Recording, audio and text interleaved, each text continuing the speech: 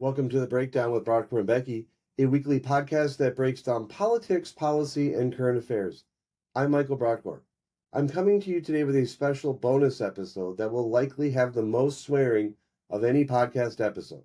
My guest today is Erich Mische, a passionate nonprofit leader, political veteran, and unconventional changemaker known for challenging the status quo with humor, grit, and a relentless heart. Erich is the author of a new book, Go Fucking Do Something, a rallying cry to move from apathy to action. Known for his passion and relentless drive, Erich once floated down the Mississippi River on a homemade raft to raise awareness for families in crisis. He's here to break down what it means to serve, challenge power structures, and inspire people to actually fucking do something. Thank you for joining us today, and I hope you enjoy the show. I am overjoyed, excited, and very enthusiastic about the guest that we have here today for this bonus episode, Erich Mische. Erich Mische is someone I've known for, 30 years maybe. And it's been just a real joy to have someone like him in my life for a variety of reasons. And Erich is just how I want to be when I get older. And one of the reasons we're here, and the reason we're here today, Erich, is to talk about your book. Tell our listeners the name, just lead into it. Tell our listeners just the title of the book. Yeah, Go Fucking Do Something. That's the title of the book, Go Fucking Do Something. And those of you in Minnesota politics who will recognize Erich Mische's name, which most of you with a political IQ above 10 will, that is pretty much the perfect title of a book coming from Erich Mische. But I just want to say at the onset, Erich, this podcast, we try to do something a little different in terms of the noise that's out there. And we cultivate and look and have people on who are thoughtful and who want to contribute positively. And I can't think of a better example of that right now than you. And you have been that way. You've always been someone who wants to contribute either, and we'll get into some of those scenarios, but really at some times of crisis in our country and in our state, you have been someone who has gone out and just staked that flag of thoughtfulness and doing something. And so I just want to say that at the onset how much I respect you and how much I truly mean this is that you are someone that makes me excited about getting a little older, because I see what's out there that we can still do. And I just wanted to say that at the onset how much I respect you and the tone that you're taking. And I'm just really excited to have you here, and particularly to talk about your book. Explain the title a bit more. Talk about why you wrote it. Yeah. Well, first of all this back at you, right? I appreciate the comments, Michael. I also appreciate the leadership role that you've had out there in the public life for decades. You and I, throughout the years, we may have had our differences of opinions on ideology and politics and policy, but I think we're joined at this common notion that ultimately, if we want to continue this great civic experiment called America, we've got to be involved in it. We've got to do things about it. And that's really the whole point behind the book, Go Fucking Do Something. We are surrounded in this world by people who have opinions, right? Where we've confused opinions with actually doing anything.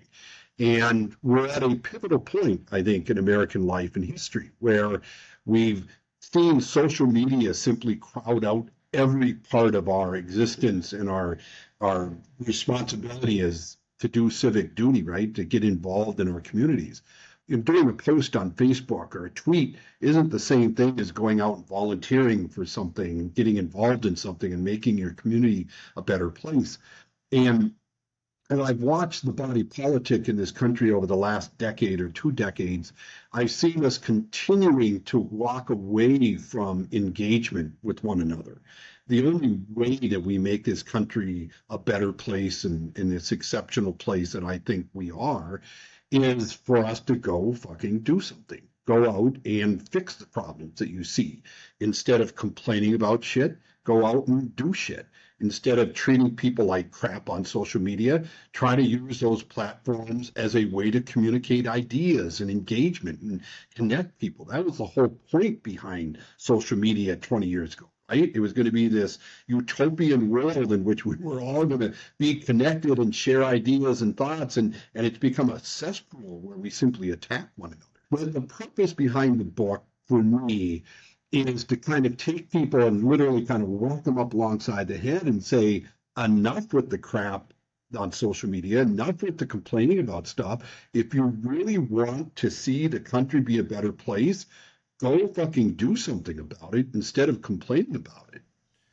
You know, Eric, we talked a little bit about this before we started the interview, but I think we really should lean into it. As I'm thinking, you're coming on in the aftermath of a shooting.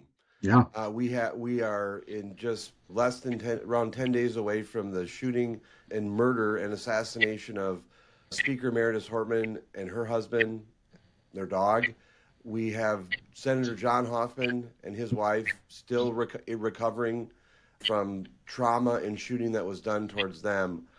I know you're not. I know that this book has been in works for a long time, and you're not trying to piggyback off that. But the truth of the matter is, your message of go fucking do something is more relevant than ever, and also that cesspool of social media.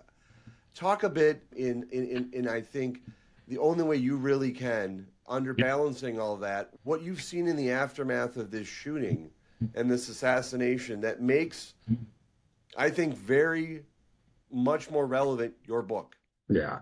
Well, let me first start by saying that the children of Mark and Melissa Hortman sent a very powerful message after their parents were killed, which is, if you want to go make the world a better place, don't go on social media and keep attacking people. Go do something, right? Go walk a dog, pet a dog, go volunteer, go bake a cake, go do something.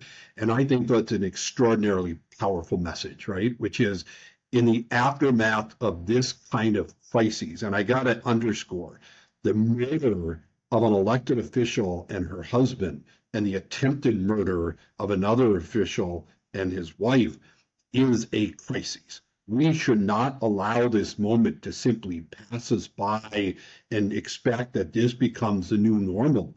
That is a dangerous proposition at this time in American history. And so we have to ask ourselves the question, in the aftermath of this criminal act, this assassination of public officials, an attempted assassination, what do we do? What do we do to make the world a better place? I was struck by the No Kings rally at the state capitol that drew 25,000 people, like whatever that number was, right? And yet at the same time, the candlelight vigil for Mark and Melissa Hortman was a significantly smaller turnout.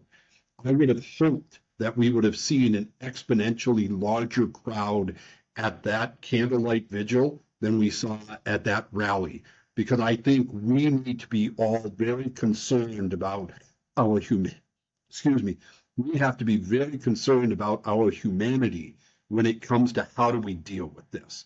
And the point is to recognize our shared humanity, recognize our shared experience as Americans, recognize that if we think the world is going to hell in a handbasket, if we're sick and tired of politicians that we think are screwing us on the left and the right, if we think that the country has become hopelessly divided, Michael, the only people that we have to blame are we, the people. We have created this environment. We have allowed it to foster. We have allowed this cesspool to grow and expand and deepen. And my book's goal and objective is to sit there and remind people you have nobody to blame but yourself. We need to look at the mirror for the world that we've created. And the only way we're going to make it a better place is to look at the mirror and say, what do I have to do to make it better? Do I continue to play into the narrative that the person who murdered these public officials and their spouses, or attempted to murder them and their spouses, that somehow or another it's because that person was a left-winger or a right-winger? Or do we plan on recognizing that person murdered these people because of the venom and the vitriol and the anger and the division that we, the people, have allowed to grow and to fester in this country? Your book talks about some of your journey Yeah, from Capitol Hill to a homemade raft on the Mississippi River. And I want our listeners to note, and I just remembered this, your book is behind me. I there you picked go. your other book is behind me. That's my book. That's my bookshelf that's behind me that I have that I cultivated those books and that I have behind me along with many books. But the book I'm reading, the book I have for you is that you other book you also wrote called Hope on the River, talking about a journey you took on the SS Hail Mary. Eric, when I first met you, you scared the hell out of me because of your just sheer. I mean, I respected you, and I still do, but you always have had this radiant, powerful aura and just a desire to basically always get shit done. You were always a get shit done part doing. By the way, I think this is going to be probably our Goodfellas episode in terms of the amount of swearing we do in it, but that's okay. That's what the internet's for. We'll put a narrative out there, but you've always had that, and you've always had just a get it done type scenario. There is no one that I think in is the has that type of we can get it done. I mean, in some ways, you're really old fashioned because I think not because of age, but just because of that persona of we can get it done. It's people like you that help build this country. You're old fashioned, I think, in your love of, and I respect it so much, and I wish more people had it. You're like out of a time machine in terms of your patriotism, your desire of we the people, the way you talk about it. That's not a punchline. It's not a tagline. It means something to you.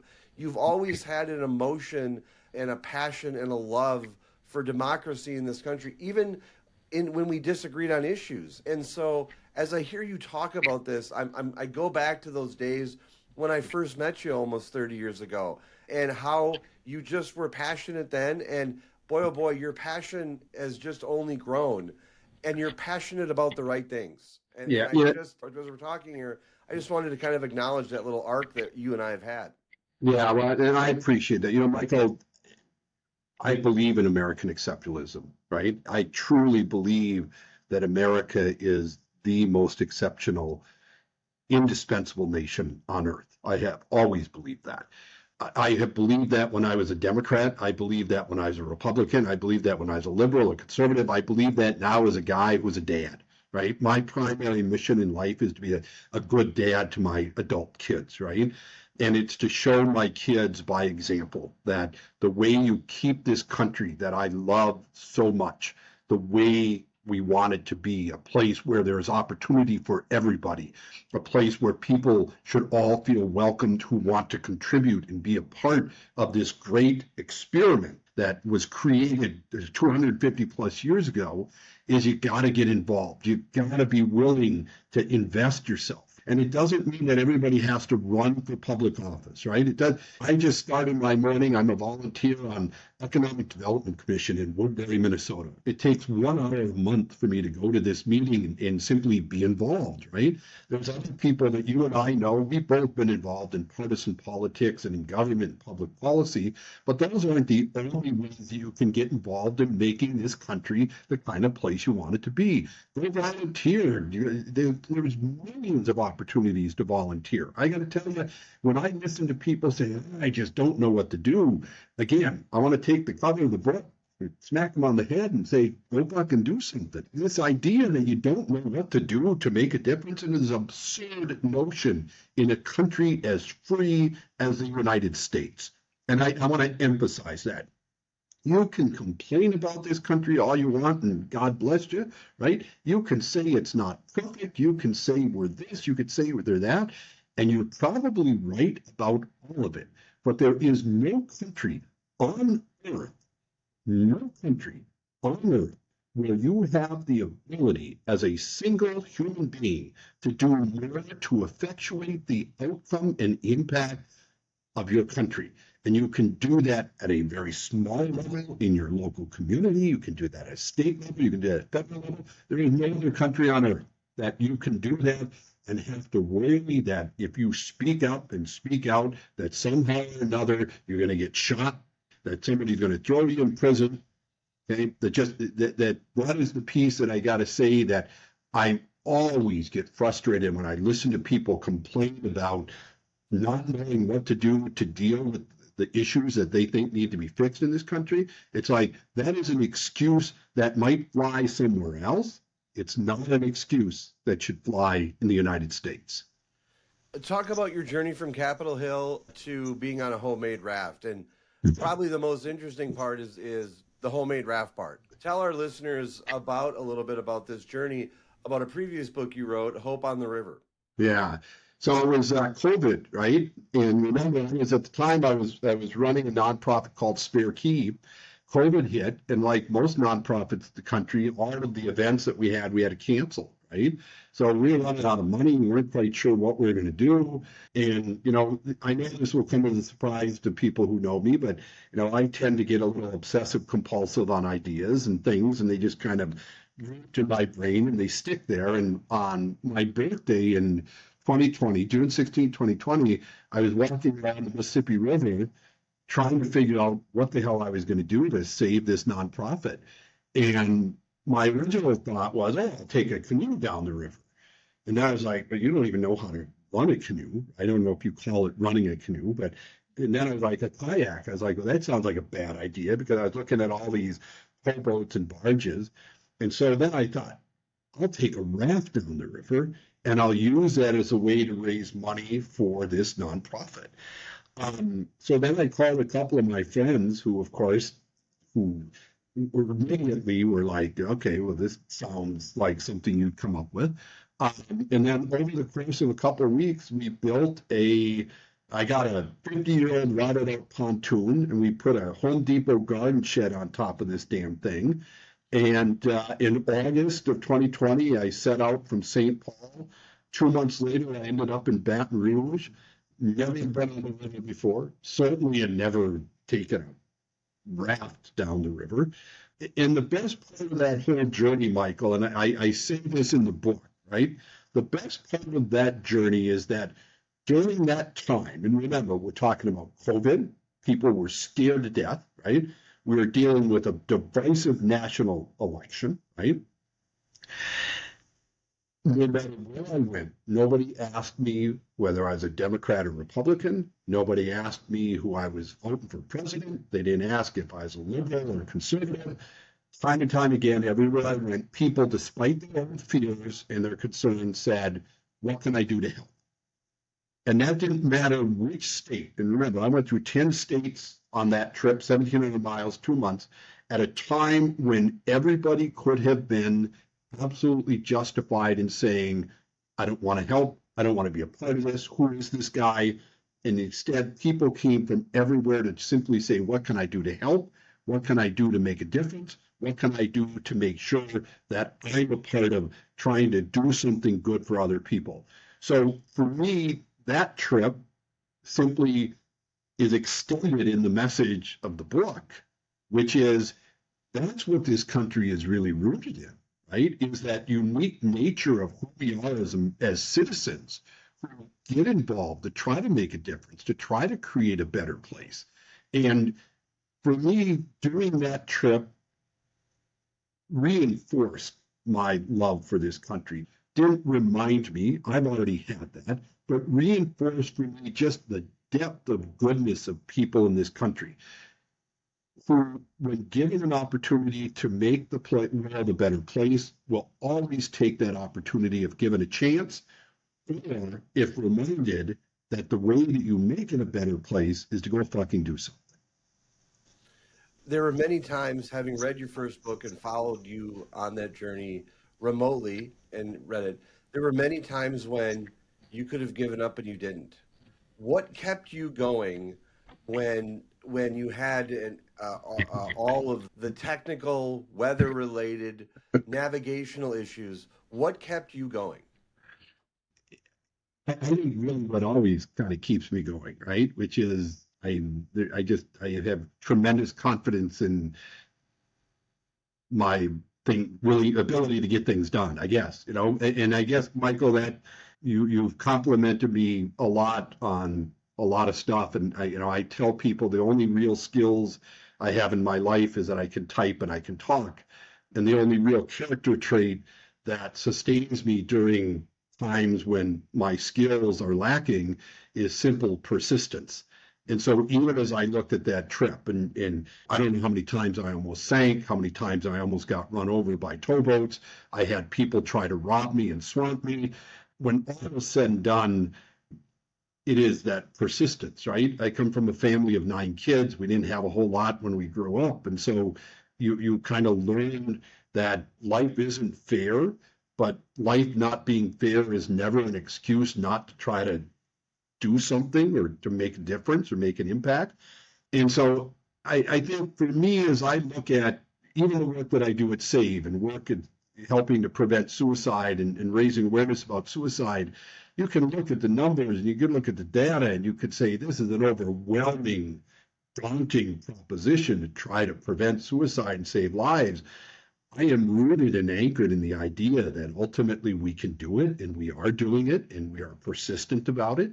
And I think the same thing is about protecting and preserving democracy, is that the only way you protect and preserve it is you are persistent. You continue to insist that you got to get involved as an American citizen to do things to make the world a better place. Time again, I come back to in the book, is that if all you're going to do is put a post up on social media and think somehow or another you should pat yourself on the back that you've contributed to American democracy, I got to tell you, I don't have time for that shit, and I don't think anybody else should have time for that shit. I think what you got to do is to say, you know what, that's bullshit. If you really want to make a difference, turn off the laptop, walk across the street, and go volunteer at a community center, right? Go show up at a protest, right? Go show up at a rally. Go do something, but don't tell me that somehow or another your really well-written post on Twitter or Instagram or Facebook somehow or another changed the course and direction of the world. And then by all means, don't come to me and complain that you don't know what to do, that the world is going to hell in a handbasket, you throw up your hands. I don't have time for it. I don't have patience for it. Democracy is hard work. Right? Civic engagement requires persistence. It requires us to put aside our own sense of personal comfort and say, I've got to put myself out there because ultimately what I'm willing to do to make this country, my community a better place is going to impact my kids. It's going to impact my kids' kids. I will tell you that there is not a shred of democracy that will be defended in America successfully because of a well-crafted social media post. Just won't happen. But I will tell you this, that going and volunteering at a homeless shelter or donating to a food bank, those are the kind of things that build enduring democracies. That is probably one of the most profound things that's ever been said on this podcast, and it does not surprise me one bit that it came from your mouth, Eric.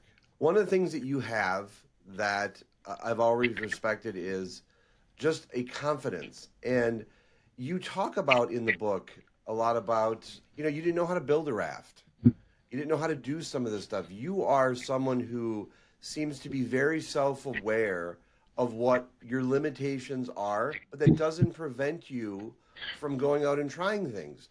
Eric, I would have never thought I wrote a book, and I did. You've written 2 now, and you built a raft that you didn't know how to, and you made it all the way down the Mississippi. There are people out there that have a couple things. Imposter syndrome, I think it impacts people a lot, but also feeling unqualified. You exude confidence, but in many ways, some of the most remarkable things that you've done have been things that you literally say you had no idea how to do. How can you help our listeners and people overcome that feeling of maybe some imposter syndrome, not feeling qualified, but still taking that risk to do it? Yeah, I think it's, look, again, I'll come back to this. I am the C- intellect guy in every room, Michael, right? I am not the smartest guy in any room. And part of that is by design for me, is I try to surround myself and work with people who are smarter than me. I think it's okay to acknowledge your shortcomings, right? Look, I'm 62, I'm chubby, I'm losing my hair, right? I'm, Oh, you know, boo-hoo, look at yeah, your I'm hair. right.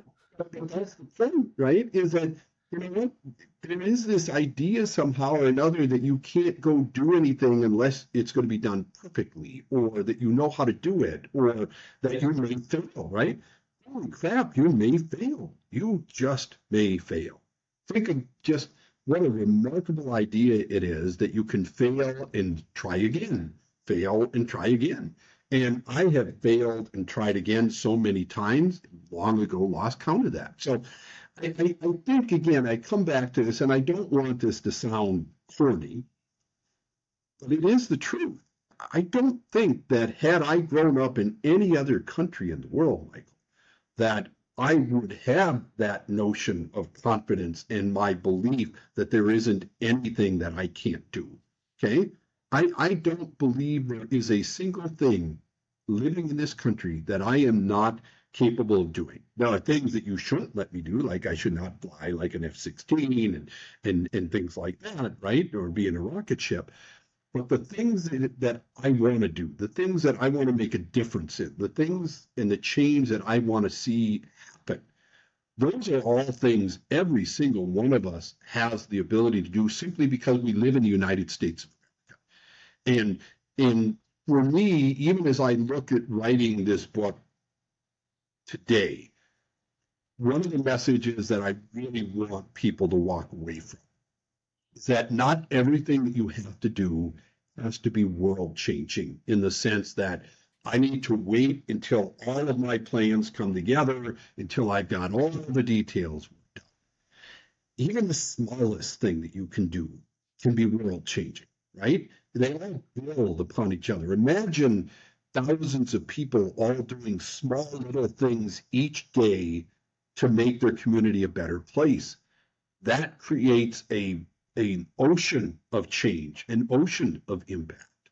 And so for me, whatever confidence I may have that was given to me by my parents, by my brothers and sisters, ultimately has been buoyed by and strengthened by and has been built on a foundation of the fact that I am an American citizen living in the greatest country on earth called the United States of America.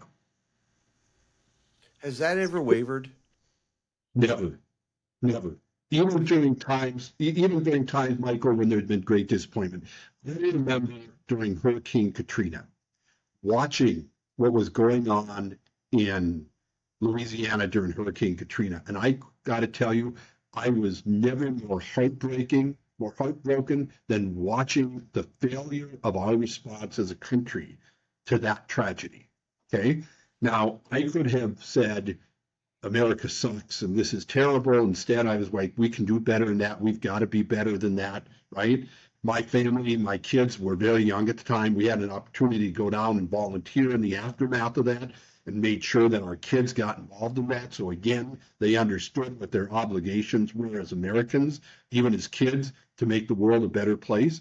Even in the aftermath of the assassination of Melissa Hartman and her husband and the attempted assassination of Senator Hoffman and his wife, is I can look at that and I can despair and I can say, this is the end of American democracy. This is the end of American greatness. This is the end of American exceptionalism.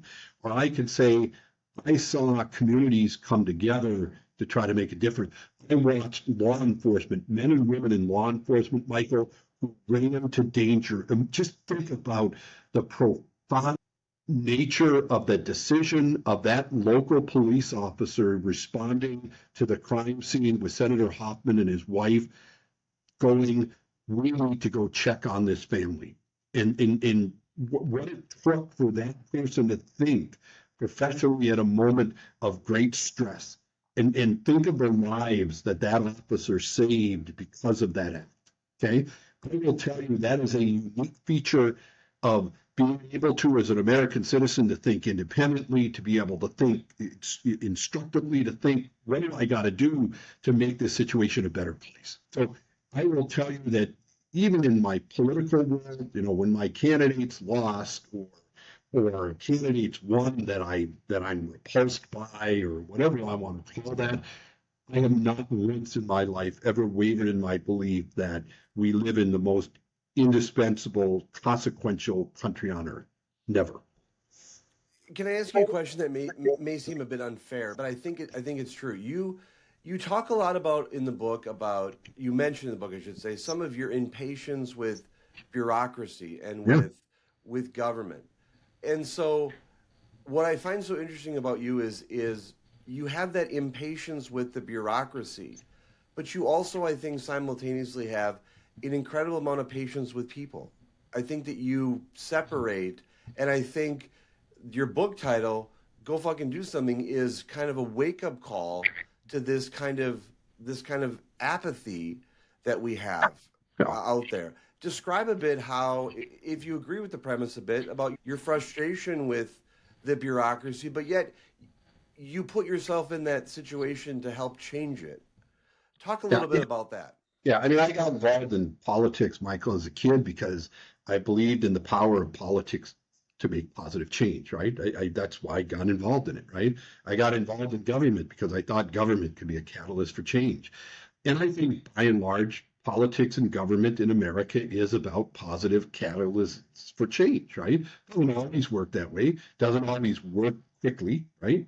I get immensely frustrated with bureaucracy. I get terribly frustrated with the what I oftentimes find is the pettiness of politicians and the bureaucracy to decide that this isn't their problem to solve, this isn't their issue to deal with. And it's important sometimes to try to distinguish between the people in the bureaucracy and the bureaucracy itself. And I would be lying to you if there aren't times in my life where I've gotten equally frustrated. And I give you a perfect example. I talk about it in the book. A few years ago, there was a pile of garbage and hazardous waste that was piling up in a parking lot in a church in the city of St. Paul. And for months, the city, the county, and the state knew that was there. And there was hypodermic needles, there were used condoms, there was drug paraphernalia right across the street from a child care. And not one of those government entities or the leaders of those entities would take responsibility and just go clean it up. And one Saturday morning, I was watching the news and there was another news story about this. And I told my wife, I said, I'm going to go clean it up. So I grabbed a couple of shovels and some garbage bags. And I went down there, and an hour later, there was a former military guy and his kids who came down there and helped. And by the time we were done, there was over a dozen people who had come there and cleaned up a pile of crap that 3 units of governments with combined budgets of $5 to $10 billion, how to clean it up, pointing their fingers at one another. I could have sat back and went, these sons of a bitches, why can't they just get this done and taken care of? Or I could have gone and fucking done something, which is what I did, right? And it didn't take any permission. I didn't need anybody's permission to go clean it up, right? I didn't need to call somebody and say, is it okay if I do this? All it took was I had a shovel and I had some trash bags. And I went and picked it up. And guess what? That story can repeat itself anywhere in this country, anytime, any day. You don't need permission from anybody to make your city a better place. You really don't. Okay. And at the end of the day, were there a lot of really angry politicians? Yep. I was angry. I took all that trash and I dumped it in front of City Hall in St. Paul, and they were planning on arresting me. And I think somebody was like, we may want to take a step back from this because that's maybe not a good look. We should have picked that garbage up. So the bureaucracy, you got to try to separate the bureaucracy from bureaucrats so that you don't treat the bureaucrats badly, recognizing that sometimes it's the bureaucracy itself that makes bureaucrats not function at the level that you need them to. And I think part of our job as American citizens is to hold truth to power. And whether that's an elected official or it's a bureaucrat, is to say, something, this is a problem you can solve. And if you can't solve it, I'll solve it.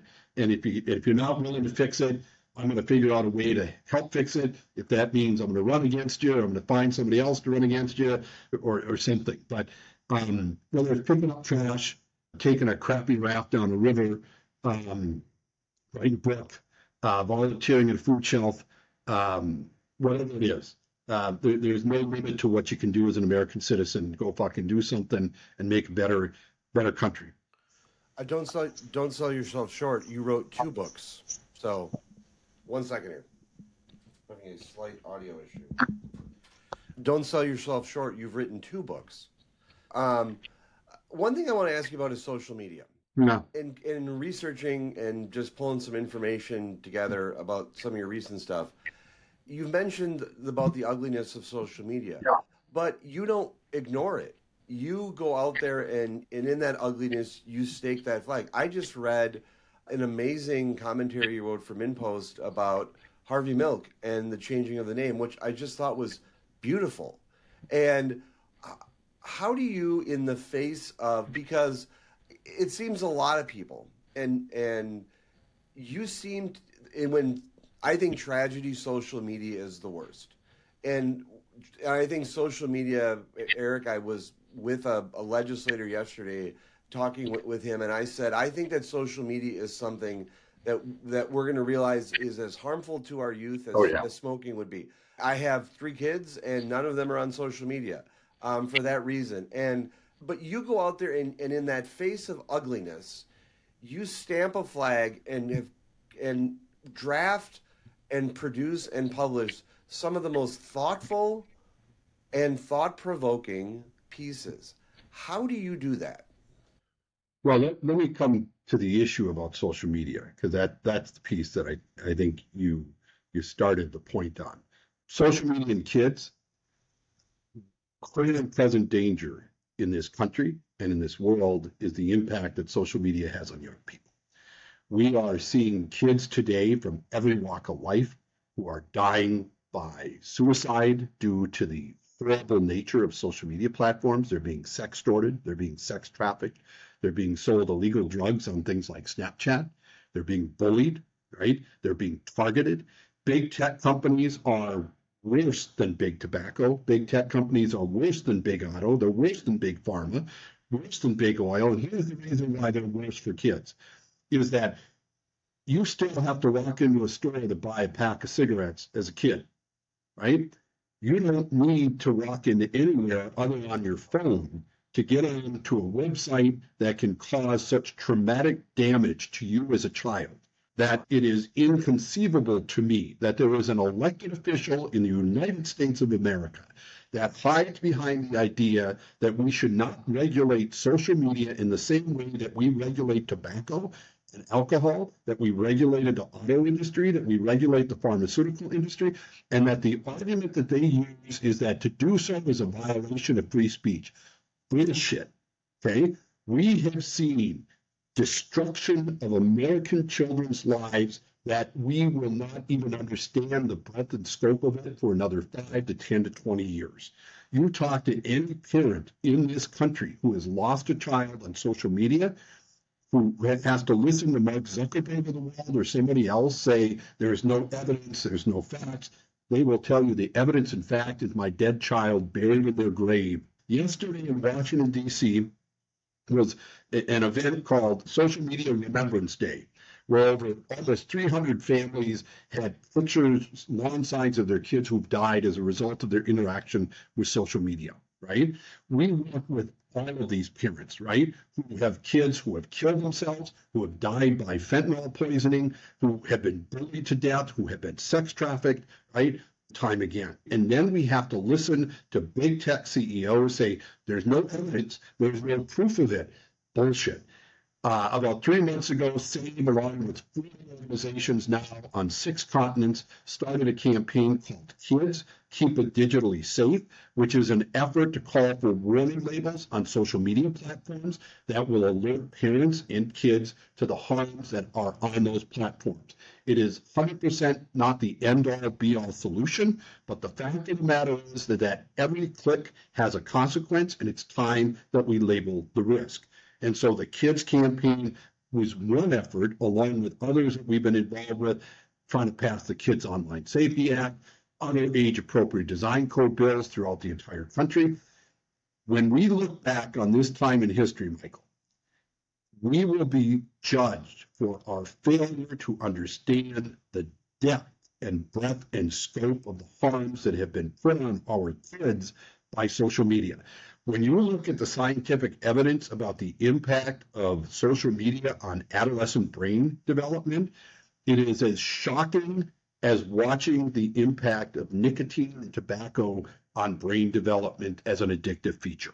They have been able to look at kids' physical brain development who've been exposed to significant time on social media and see actual physical changes to that adolescent brain development. That's not science fiction. That's not some guy sitting in a shed somewhere coming up with this crazy idea. That's the fact, right?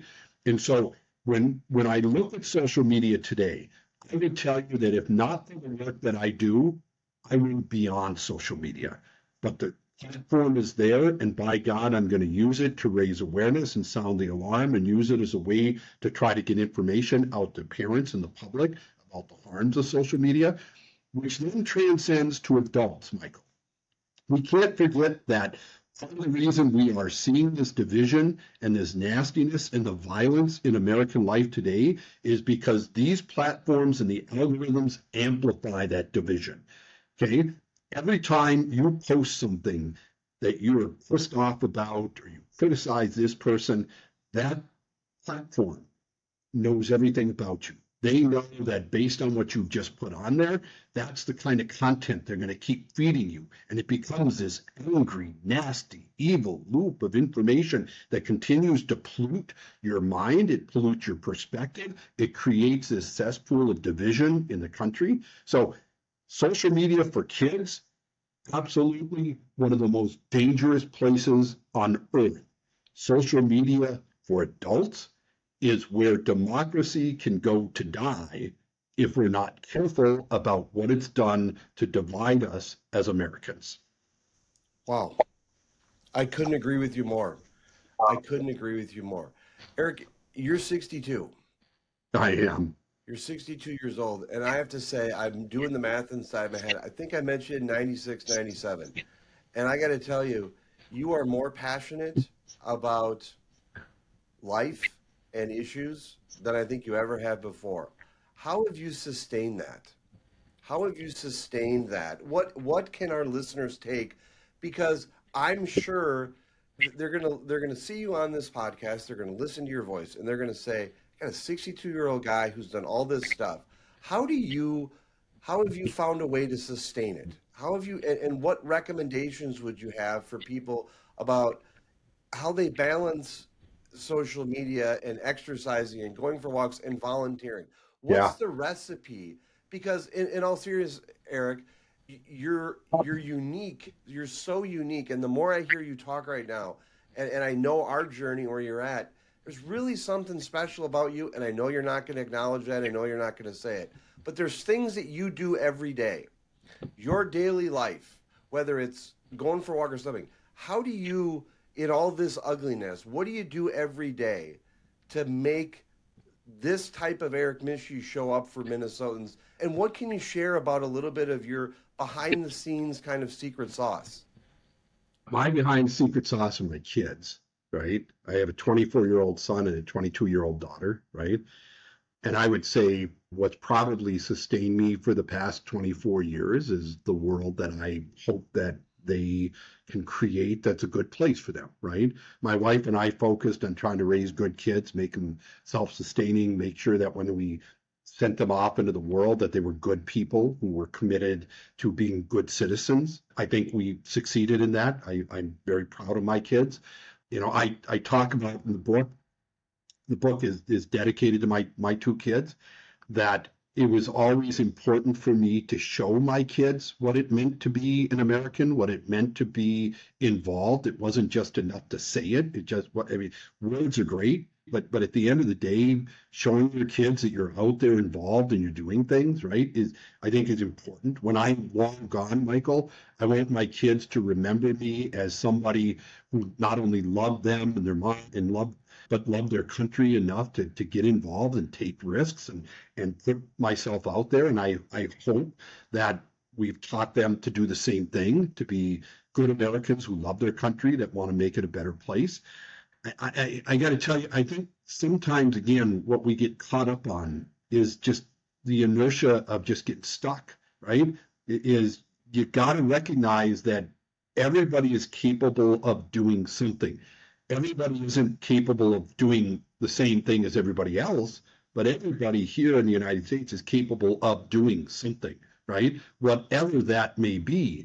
But if our entire life is defined by doing something as that post you put on social media, or that grumbling and complaining about shit without doing anything about it, that inertia just, it sets in even worse, right? It becomes even more deadening, right? It, in a long period of time, simply results in even more inaction. It becomes paralysis. And so we can either choose to get up in the morning and do something that moves us forward in some way. And as I say this, recognizing that, not everybody can walk, right? So if you can't walk, roll somewhere. If you can't roll somewhere, type something. If you can't type something, call somebody, text somebody, do something. The frustration for me is the idea that we use obstacles that really aren't obstacles as an excuse to not do things. There's not a thing in this country where there's an obstacle in your way that prevents you from doing something to make a difference and make an impact in your community, in your life. And for me, it's, again, my backstop has been my kids. Anytime that I might feel frustrated, or any time where I might feel down, or I might think, boy, there's nothing I can do about this, I have to remind myself that I can't send that message to my kids. My daughter was diagnosed with type 1 diabetes a little over a year ago, right? In her junior year at Marquette. My daughter could have taken that diagnosis, Michael, and she could have cratered. She could have went, this sucks, this is terrible, everything that I plan to do in my life is now changed, okay? Instead, my daughter has embraced this challenge, recognizes it for what it is, and would she rather not have type 1 diabetes? Absolutely. Is it going to alter the trajectory of her life and what she wants to have out of it? Absolutely not. And so I look at my daughter, I look at my son, who are my heroes and heroines in life, and who I admire and I respect. And I think to myself that the price that I'm paying for having that in my life is for me to continue to show them what I'm responsible for, not only as their dad, but as a fellow American. Tell our listeners about when the book comes out, where it'll be available, where can people buy it? Give us all that. Let's get all that good information out. Here's the cover, right? There's the cover. The cover's not subtle. But subtle, it was not meant to be subtle. There's nothing about it that was meant to be subtle. The book has got a foreword by M.J. Rice Blair. Let me really quick mention that. M.J. Rice Blair lost her daughter to suicide about 2 years ago at a tall public structure here in Minnesota, and came to us at SAVE and said, I want to make sure that no other parent ever goes through this tragedy. MJ, to me, is an example of people going out and fucking doing something. Could have sat back in her grief and said, I have nothing else that I'm going to do, but instead went, I'm going to go fucking do something. I'm going to fix this. And this year, working with MJ, we were able to get $8 million to put physical barriers on this bridge, and now we're going to be able to save a lot of lives. The book is available now on Kindle at Amazon. It'll be available in paperback on July 1st on Amazon, and on July 9th will be an actual release party. I'll put that information out there. You know what the significance of July 9th is? No. So July 9th is the day that George Washington had the Declaration of Independence read to American soldiers. Wow. And so I've decided to have the book release party on that date. The price of a paperback, $17.76. And the Kindle price is $7.76. 100% of the proceeds from the book will be donated to SAVE, Suicide Awareness Voices of Education, to support the work that we do in raising awareness about suicide and suicide prevention. So I'm not making money off the book. The goal here is to get the message out to go fucking do something, sell some books, raise some money to help prevent suicide, make the world a better place. Erich, it has been a nothing short of an absolute joy to speak with you. You are a patriot. You are a good American. You are a good Minnesotan. I consider you a role model. I consider you a friend, and you are something that every bit of you should be something that we should all try to model. And this episode is going to show what you can do when you go fucking do something. And I'm just so proud to have the opportunity to speak to you and to call you a friend, but also just call you a citizen. It's a pleasure growing up at this time to have crossed paths with such a remarkable human being like you are. And you are literally saving lives and changing things. And I hope everyone will go fucking do something after reading this book. Erich, if there's anything that Becky and I can do to promote your message, share it or promote it, you are always welcomed here. I appreciate it, Michael. Thank you for all you do. Let's go fucking do something. I want to thank you for listening to this bonus episode of The Breakdown with Brodkorb and Becky. We know you have a lot of podcast options out there, and we're truly grateful you chose to spend time with us. Before you go, show some love for your favorite podcast by leaving us a review on Apple Podcasts or on the platform where you listen. You can also follow us on our website and across all social media platforms at @BBBreakPod. The Breakdown with Brodkorb and Becky will be back again this week. Until then, thank you for tuning in. We appreciate you flying with us through the world of politics and current affairs.